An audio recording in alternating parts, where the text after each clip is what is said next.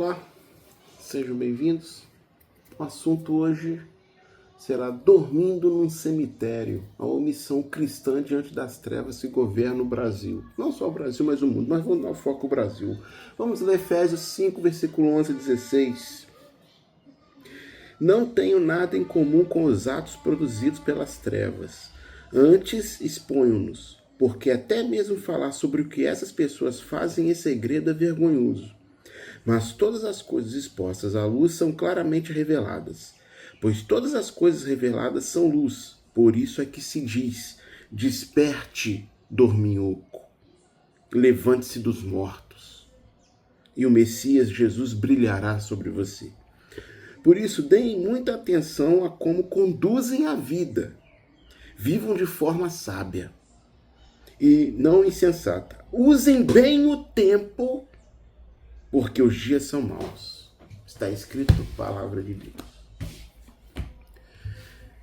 Existe uma diferença enorme entre não fazer o mal e combater o mal. E o verdadeiro apóstolo Paulo, não esses embusteiros que estão aí. E Paulo em Efésios 5 deixa absolutamente claro qual das duas Deus exige do cristão. Não basta não participar das obras das trevas. Não basta se afastar, fechar os olhos e viver na sua bolha de conforto espiritual, achando que a omissão é uma forma de santidade. Paulo diz para condenar ativamente, para expor, para denunciar, botar a boca no trombone, para trazer à luz o que opera nas sombras. A omissão diante do mal não é neutralidade. É cumplicidade silenciosa. E aqui o apóstolo Paulo faz uma distinção que a maioria das pessoas nunca percebeu nessa passagem, se é que leram. Ele diz que o que os ímpios fazem em oculto é tão degradante que até descrevê-lo é vergonhoso. Isso não é exagero. É um aviso preciso sobre os limites do envolvimento do cristão com as trevas. Você não precisa mergulhar nos detalhes do mal para reconhecê-lo e condená-lo. Você não precisa entrar no esgoto para saber que é esgoto. O afastamento é necessário e a denúncia é obrigatória. Mas como a denúncia funciona sem que o denunciante seja contaminado pelo que denuncia? Pela luz. E aqui está o princípio central de toda a passagem. Tudo que é exposto à luz deixa de ser oculto. A luz não apenas ilumina o que já existe, ela transforma a natureza do que toca. O pecado escondido tem poder exatamente porque está escondido. Opera nas sombras, se alimenta do silêncio, cresce na cumplicidade dos que sabem e não falam. O pecado exposto perde esse poder. Não pode mais operar no ambiente que o sustentava. Por isso a denúncia não é julgamento, é luz. E luz não condena, revela.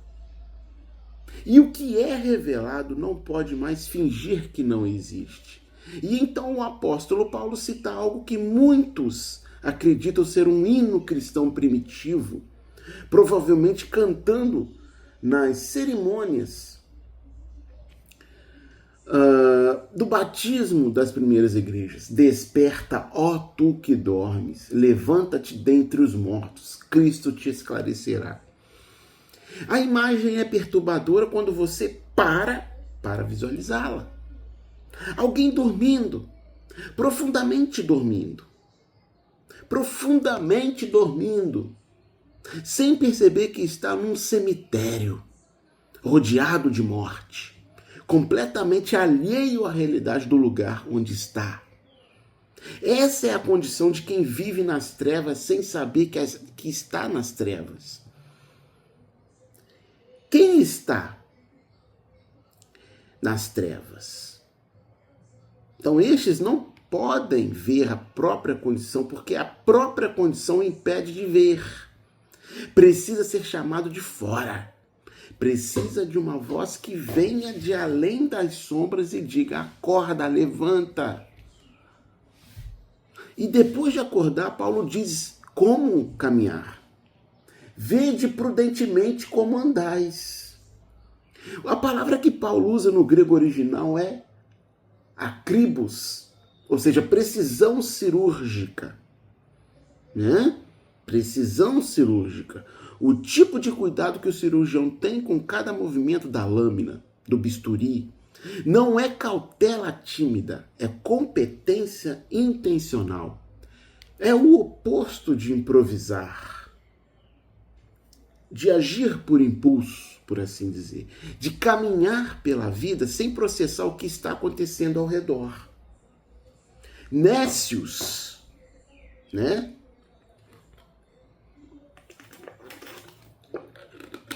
Nécios caminham sem pensar.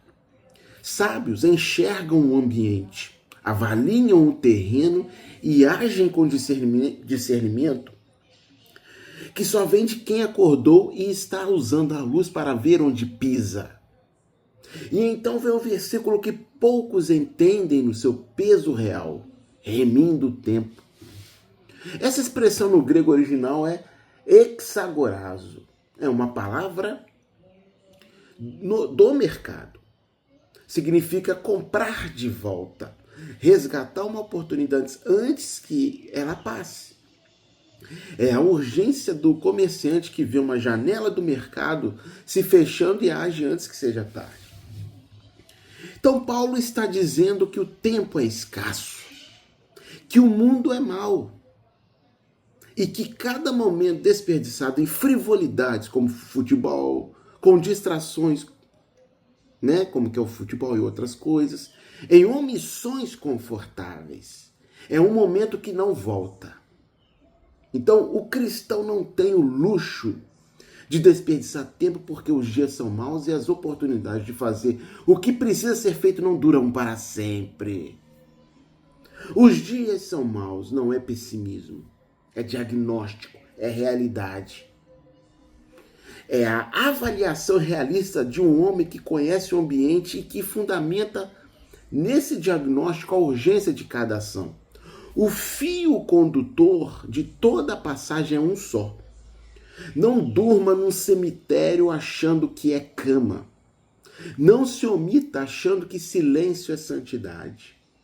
Não desperdice o tempo achando que os dias maus vão melhorar sozinhos enquanto você só assiste. E exponha as trevas com a luz, porque a luz é a única coisa que as trevas não conseguem absorver. Caminhe com a precisão de quem sabe que o mundo foi projetado para fazer você cair, tropeçar.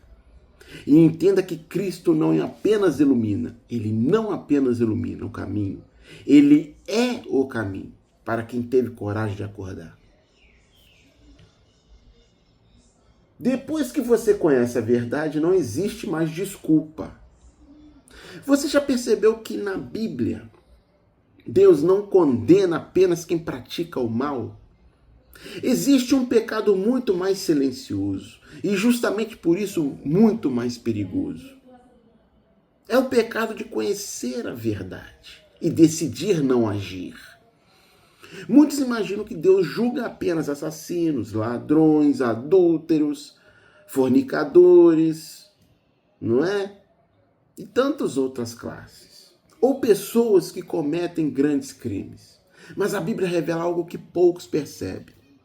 Em muitos casos, o pecado não está naquilo que você fez, mas naquilo que você deixou de fazer. E isso muda completamente a maneira como entendemos nossa responsabilidade diante de Deus. A Bíblia declara, Tiago 14,17, aquele, pois, que sabe fazer o bem e não o faz, comete pecado. Perceba o peso dessas palavras.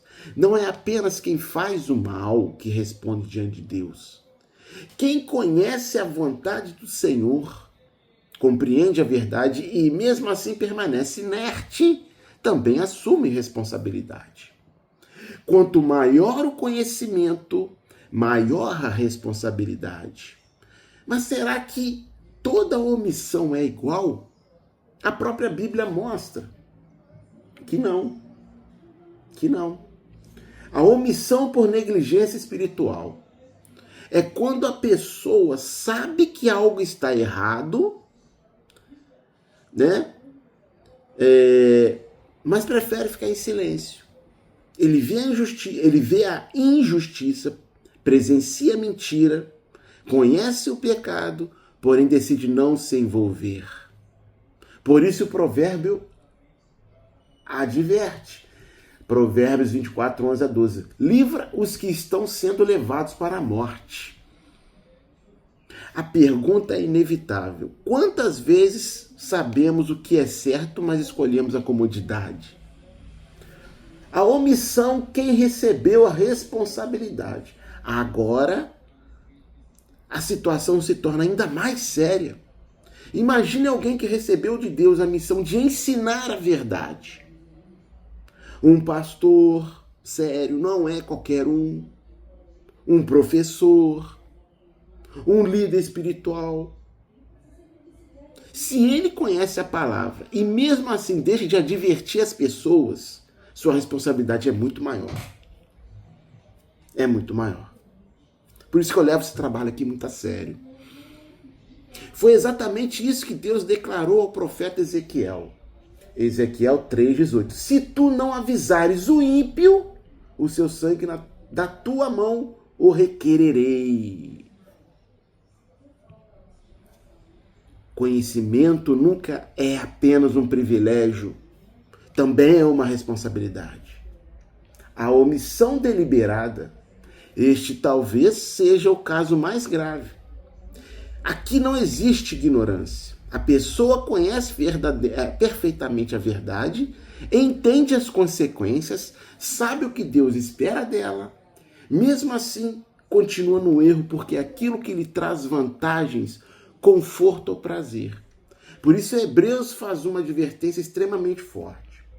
Está escrito. Hebreus 10, 26. Porque se pecarmos voluntariamente, depois de termos recebido o conhecimento da verdade, não é falta de informação, é uma decisão consciente. A omissão por falta de vigilância. Nem toda desobediência nasce da rebeldia. Às vezes ela nasce da negligência. Foi exatamente o que aconteceu na parábola das 10 virgens. Nenhuma delas era declaradamente má, mas algumas simplesmente deixaram de se preparar. Por isso Jesus advertiu. Mateus 26, 41, vigiai e orai. A negligência espiritual também produz consequências. A omissão de deixar de fazer o que Deus ordenou. Existe um detalhe que muitos nunca perceberam. Na parábola dos talentos, o servo condenado não foi acusado de roubar. Não matou, não mentiu, não adulterou, não fornicou. Seu erro foi outro. Ele simplesmente deixou de fazer aquilo que Deus esperava dele. Então, às vezes pensamos que estaremos seguros apenas porque evitamos fazer coisas erradas. Só que Jesus mostra que também seremos chamados a prestar contas àquilo que deixamos de fazer. E aqui está a grande pergunta. Quantas pessoas conhecem a verdade, mas continuam vivendo exatamente da mesma maneira? Porque, segundo a Bíblia, está escrito, depois que a verdade é conhecida, permanecer no erro deixa de ser ignorância. Passa a ser uma escolha. Quer ver um exemplo? Futebol, que é a lavagem do dinheiro do tráfico de drogas. Eu antes adorava futebol, depois que eu descobri, eu larguei essa porcaria. E os tolos estão aí comemorando, não sei o quê. Não sei o quê, o que eles estão ganhando com isso. Então, passa a ser uma escolha.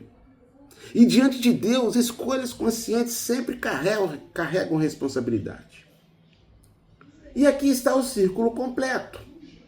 Então vamos adentrar, vamos fugir um pouco do assunto. Direita, esquerda, família, falso Israel, Bolsonaro, Lula, todo mundo gritando, ninguém dizendo nada. Tem gente por aí dizendo ser conservador, defensor da família, só que anda com a bandeira de outro país, como do falso Israel, da sinagoga de Satanás. Isso é defender família? Isso é defender o país que eles dizem amar? Bolsonaro, Lula, mesma moeda, lado diferente. Um bando que não entregou nada, não mandou em nada, não construiu nada. Pai vagabundo, filhos parasita, discurso vazio. E o outro lado? O neoliberal de plantão sem uma bicicleta para andar falando em privatizar o que já era do povo. Então, o mesmo povo que não consegue lembrar dos 500 maçons no Congresso, o mesmo povo que esqueceu o pato amarelo da Fiesp em 48 horas, o mesmo povo que não percebe que direita e esquerda são times do mesmo campeonato administrado pelos mesmos donos, pelos mesmos oligarcas. E esse povo para o Brasil inteiro, e esse mesmo povo para o Brasil inteiro quando tem jogo, que nem hoje. E não é coincidência, nunca foi. O futebol no Brasil não é esporte. É uma tecnologia de controle social que funciona com uma eficiência que qualquer ditador do século XX teria inveja. Enquanto o povo está ocupado discutindo escalação, né, os políticos aí estão te lascando. Enquanto o povo está na arquibancada pintando de verde e amarelo, os contratos milionários são assinados, lavagem. Enquanto o povo chora ou comemora o resultado de 90 minutos, os bastidores continuam funcionando exatamente como sempre funcionaram. Não para.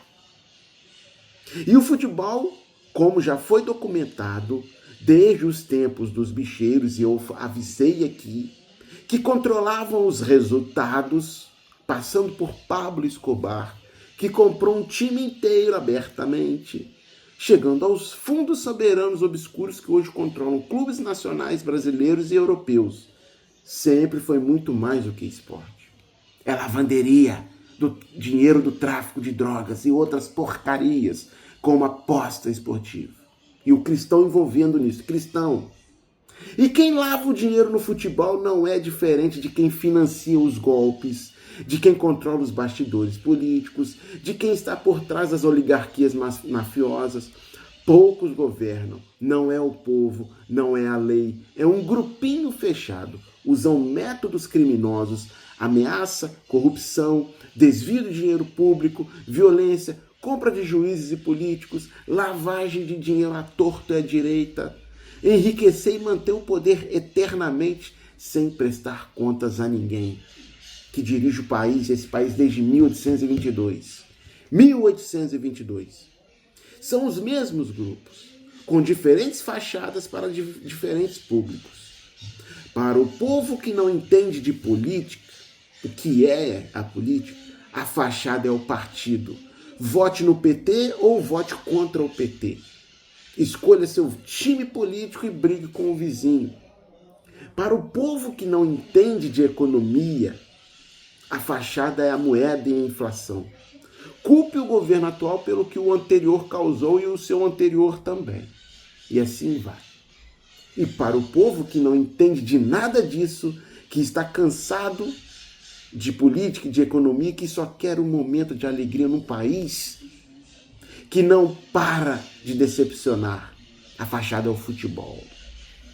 90 minutos de pertencimento, de simbiose, de identidade, de algo para celebrar num país onde celebrar ficou cada vez mais difícil. Perda do poder de compra. E enquanto os 90 minutos passam, o dinheiro circula. Os contratos são assinados, as propinas são pagas, o ouro muda de mãos. E os mesmos grupos que controlam o campo controlam também o que acontece fora dele. Getúlio Vargas entendeu isso nos anos 40, quando abraçou o futebol como projeto de identidade nacional. A ditadura de 64 entendeu isso quando usou a Copa de 70 para construir a narrativa do Brasil grande potência no exato momento em que o regime torturava nos porões. E os grupos que controlam o futebol hoje no Brasil entendem isso como uma sofisticação que Getúlio não tinha, porque as ferramentas ficaram muito mais eficientes. Hoje você não precisa nem ir ao estádio para ser consumido pelo produto. O produto vai até você pelo celular, pela televisão, pelas redes sociais, pelo aplicativo de apostas que foi legalizado por decreto e que movimenta bilhões de reais por mês em um país onde 40% das bets que vocês aí apostam legalizados estão nas mãos do PCC, segundo dados que ninguém contesta, mas que ninguém prende, ninguém por causa disso. Esse pessoal da suposta direita que joga aí, você está dando dinheiro pro PCC que você tanto fala mal. As bets. Outro detalhe conveniente que o Brasil esqueceu rapidamente. O mesmo PCC que controla o Porto de Santos, que tem 15 farmácias grandes franqueadas, que possui 25% do combustível brasileiro, que opera em toda a Europa como atacadista da cocaína. Esse mesmo PCC tem 40% das apostas esportivas legalizadas no Brasil. E você aí, cristão, jogando isso. Tudo, se envolvendo em tudo que é futebol. Lavagem de dinheiro do tráfico de drogas. Você está praticando um pecado aqui. Eu sou pecador, todos nós somos. Mas aqui, olha o que eu acabei de falar para vocês, já omissão. Então, o brasileiro aposta no futebol. No futebol que é lavanderia. Usando plataformas que são parcialmente controladas pelo crime organizado. Com dinheiro que vai circular num sistema que financia os mesmos bastidores que financiam os golpes que derrubam os presidentes que o brasileiro elegeu. O círculo é perfeito. O povo trabalha, paga imposto, assiste futebol, aposta no futebol, briga por causa dessa porcaria. O dinheiro da aposta vai para o crime organizado que lava, através do futebol, que patrocina os políticos, que aprovam as leis, que permitem as apostas que alimentam o crime organizado, que financiam os golpes que derrubam os governos que o povo que vocês dizem que elegeu. Porque eu não voto. Eu digo você porque eu não voto. Porque o único que vai dar jeito aqui é Jesus Cristo, ele não vem pelo voto. E no final de semana tem jogo. E agora todo dia na semana. Então todos os dias na semana, agora com a Copa do Imundo, tem jogo. É perturbação 7 dias por semana. É gente parando de trabalhar, parando de estudar para ver essa porcaria. E agora, o Brasil para. Desgraçadamente para. Porque o Brasil foi treinado para parar no final de semana. Para não pensar no final de semana. E já não pensa mesmo. Né? E o final de semana tá do jeito que o diabo gosta. Para celebrar ou lamentar 90 minutos e acordar na segunda-feira com a mesma vida de sempre. Sem perceber que os 90 minutos foram projetados exatamente para isso. Para que a segunda-feira chegue igual a semana anterior. E a semana antes dessa. E a semana antes de todas elas. Desde 1822. E eles dizem que é uma paixão nacional do futebol. A minha paixão é Deus, Jesus Cristo, Espírito Santo, minha família e algumas pessoas. Essa é a minha paixão. E o mais triste disso tudo, aqueles que se dizem cristãos vivem consumindo este espetáculo degradante, satânico. Mas enfim, boa sorte para vocês. Então vamos lá, a mentira dos votos, a farsa do poder. O poder que aparece nas urnas. Então, a cada 4 anos, milhões de brasileiros Eu não me incluo nessa, porque eu não voto em ninguém. Votam. Debatem e se mobilizam. É o poder visível, né? O presidente eleito, que você disse que elegeu, chega ao Planalto com uma missão de um mandato popular. Esse poder é real, mas não é o único. O poder que não aparece nas urnas. Existem forças que permanecem independentemente de quem ganha a eleição. Grupos econômicos, bancos, controladores da mídia, financiadores de campanha, né? Os que fazem a lavagem do dinheiro, agentes do mercado financeiro e outros. Eles não disputam votos, mas influenciam decisões. Como esse poder age? Quando um presidente contraria esses interesses, um roteiro parece se repetir. O crédito desaparece, o mercado reage, a imprensa muda de tom, o judiciário encontra problemas, os militares voltam ao debate. O presidente descobre que seu poder tem limites muito menores do que prometeu na campanha. Lembra do tal do Bolsonaro? Ele governou? Não governou. Não é? Então vamos para exemplos. Getúlio Vargas percebeu os limites do poder em 54. João Goulart aprendeu da forma mais dura em 64. Collor perdeu apoio quando deixou de ser conveniente, quando ele disse que ia caçar os marajás. E os marajás é quem? Dilma Rousseff sofreu impeachment por um congresso com práticas similares. Lula foi retirado da disputa quando liderava as pesquisas. Bolsonaro descobriu a linha que não podia cruzar sem reação da facada, que a própria oligarquia, dessa própria turma que manda nos bastidores, mandou fazer. E ninguém fala isso, né? Ninguém fala. Tem que ter um homem de culhão para falar. E eu sou um homem de culhão para falar. Porque eu sigo o que a Bíblia me ensinou, mandou eu fazer. Denunciar as trevas, botar a boca no trombone, meu amigo. Sem medo de nada. Então tudo isso é coincidência?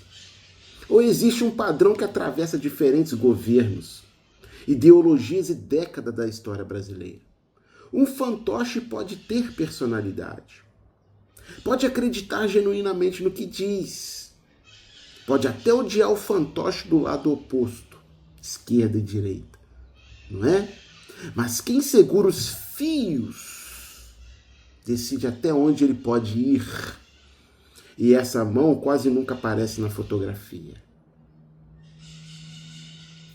Os números da fraude no Brasil. De 39 presidentes da República, 17 não terminaram o mandato. Exatamente. Não é a metade, um pouco menos. 17 não terminaram o mandato. Isso é o que vale. No último século, entre 1918 e 2018, apenas 4 presidentes eleitos conseguiram concluir o mandato. Dutra, Juscelino Kubitschek, Fernando Henrique Cardoso e Lula. Não é? O país teve 7 constituições diferentes em menos de 200 anos. 9 golpes de Estado consumados. 9 moedas diferentes. Reflexo de colapsos econômicos recorrentes. O Congresso Nacional foi fechado 6 vezes. E 69 eventos de conflito ou intervenção militar catalogados. Isso não é acidente. Isso é padrão. As coisas acontecem nos bastidores. Isso é um princípio básico de geopolítica. A história do Brasil que você aprendeu na escola começa no capítulo errado. Os grandes eventos políticos do país não fazem sentido se você olha só para as últimas décadas. Porque o Brasil nunca existiu isolado do mundo. Cada acontecimento tem uma causa anterior. 1964 veio depois de Vargas, perdão. Vargas veio depois do tenentismo. E o tenentismo veio depois da República. A República veio depois da independência. A independência veio depois das revoluções europeias do século XVIII. As peças formam um quebra-cabeça, não uma coleção de eventos isolados. Muito bem. Então, o ponto de partida se dá em 1717 com a organização da seita da maçonaria moderna. A criadora de toda essa desgraça que nós estamos vendo aí. Que estamos vendo visivelmente. Poucos estão enxergando isso. Essa seita maçonaria, em seu âmago, ele possui alguns objetivos declarados. Enfraquecer as monarquias cristãs, reduzir a influência da igreja e substituir a antiga ordem por um novo modelo internacional. E o que aconteceu em seguida? Ela conseguiu esses três. E o que aconteceu em seguida? Nos 2 séculos seguintes, as monarquias europeias desapareceram, a igreja enfrentou e está enfrentando crises profundas e piores a cada dia. E nos dias de hoje, a seita maçônica não precisou destruir as religiões, ela infiltrou nelas. Hoje os templos religiosos pregam contra a Bíblia usando versículos da Bíblia. Pagam para isso. Pastores com jet particular, estádios lotados e TV aberta. Maçom Edir Macedo, maçom Silas Malafaia e tantos outros recebem para pregar uma fé que serve ao sistema maçônico sionista, não ao texto sagrado. Compraram os seus porta-vozes. O poder econômico concentrou-se em grandes instituições financeiras globais. Coincidência ou processo? Mas não é só esse que eu citei, não. Há outros, muitos outros. Sob essa leitura, a independência do Brasil deixa de ser um evento nacional. Passa a ser uma peça de uma transformação muito maior. Compreender o Brasil de hoje exige uma coisa simples e difícil. Parar de olhar só para os capítulos finais e começar a montar o quebra-cabeça completo.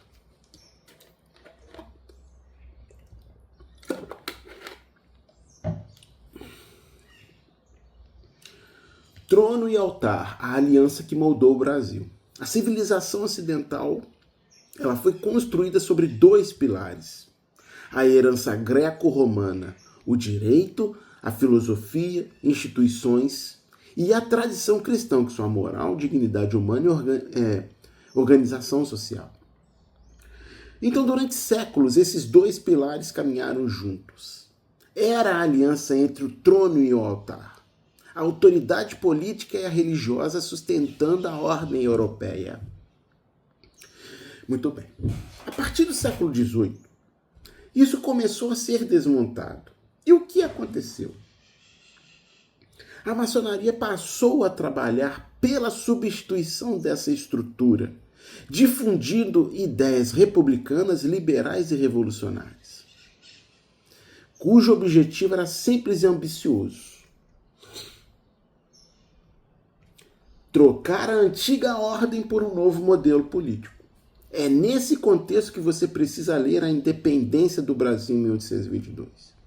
Não como um evento nacional isolado, mas como parte de uma transformação internacional muito maior.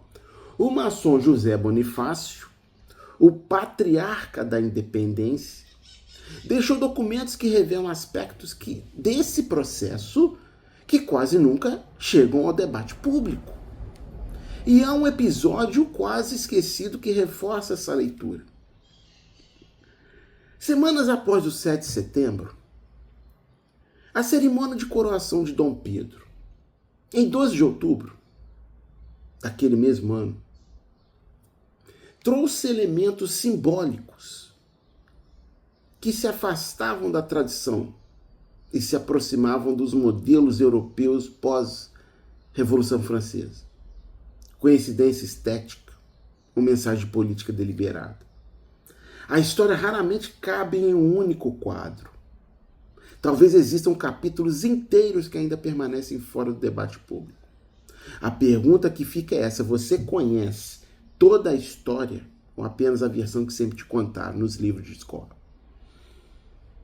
A independência que o mundo não reconheceu.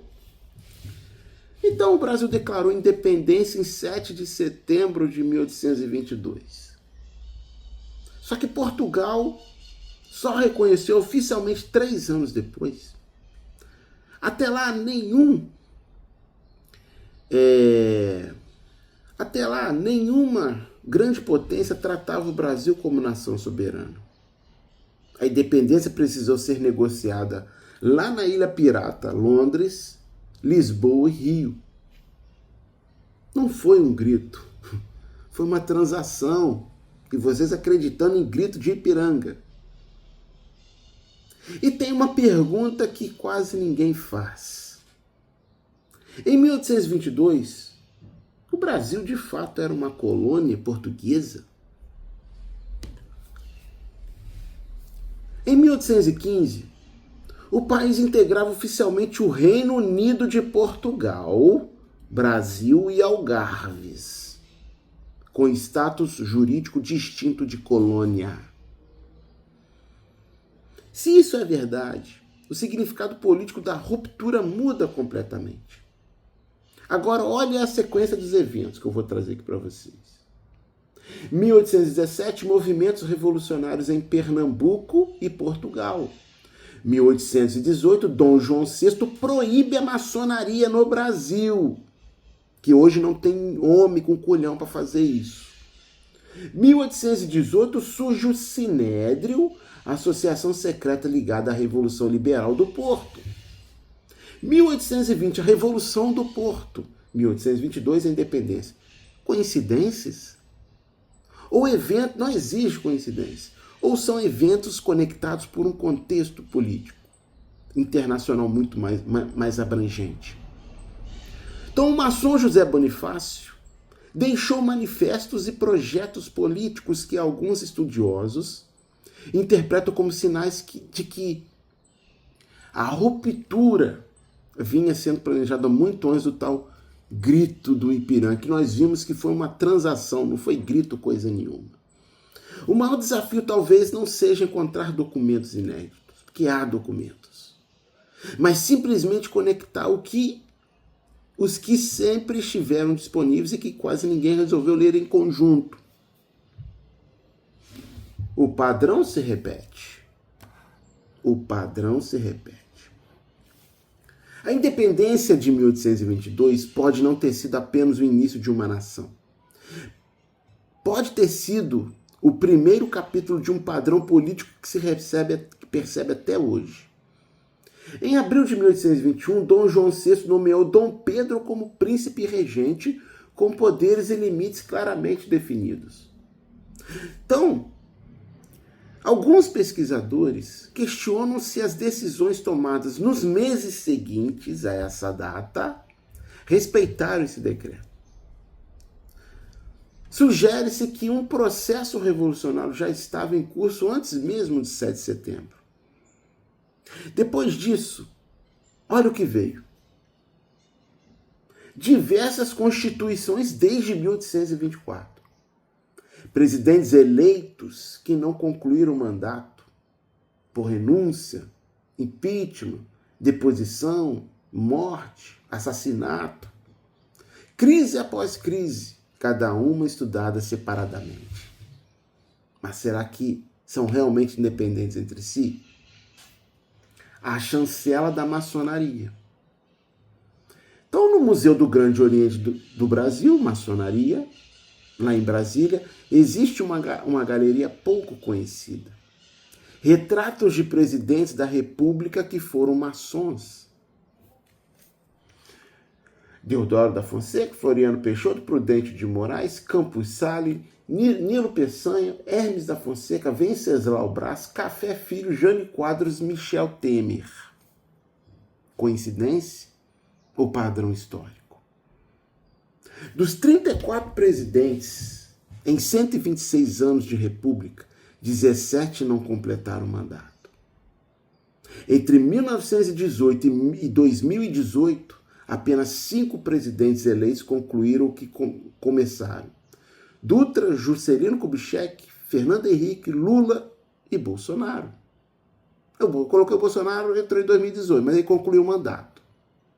Não é? O mandato que ele não mandou em nada. Então, o golpe do Estado no Brasil não é exceção. É um modus operandi. Envolvendo historicamente maçonaria, militares, mídia, empresários, políticos, independente de qual lado do espectro esteja no poder, ou esquerda ou direita. Todos eles, direita e esquerda, são peças do mesmo jogo. E vocês aí brigando entre si.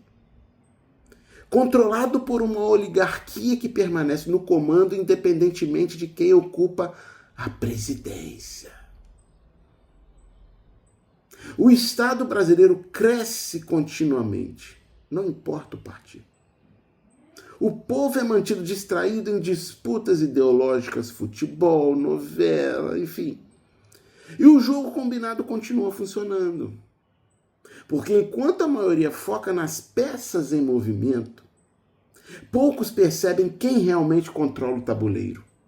O verdadeiro desafio não é escolher um lado, é aprender a enxergar o jogo inteiro. O jogo que ninguém te contou. Direita versus esquerda. Conservadores contra progressistas. Governo contra oposição. Não é? Você acha que é isso que define a política brasileira? Não é. Isso é só o que eles querem que você veja. O que realmente define o Brasil há mais de 200 anos é uma coisa só. A estrutura de poder permanece.